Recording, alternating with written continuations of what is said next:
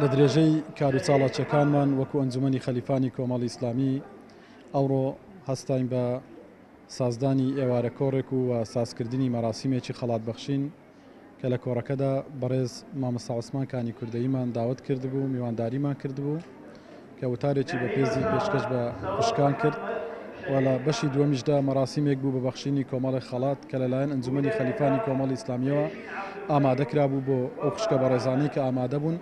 سپاس بەخوا ژمارەیەکی زۆر لە خوشکان ئامادەی کۆڕەکە و بە سمینارەکە بوون. سەرەتا بە ناوی خوای بەخشندەی میهرەبان سەرەتا دەستخۆشیمان بۆ ئەنجومەنی کۆمەڵی ئیسلامی لە خەلیفان دەکەین کە هەستاوە بە دابینکردنی جلوبەرگ و شومەک بۆ 180 ئافرەتی دەستکورت و کەم دەرامەت خوای گەورە پاداشیان بداتەوە بەڕاستی لەم کاتێکەوە قەیرانە و نەبوونیە و گرانیە و هەروە لە مانگی ڕەمەزان و کە مانگی بەخشینە خوای گەورە پاداشیان بداتەوە. بۆیە لێرەوە داوا دەکەم لە خێرخوازان لە موسڵمانان درێخی نەکەن لە عەتا و بەخشینەکانیان بۆیەکەوە ئەوها ماڵە هەژارەکان ئەگەر بە شتێکی کەمیش بێ بەسەر بکەنەوە.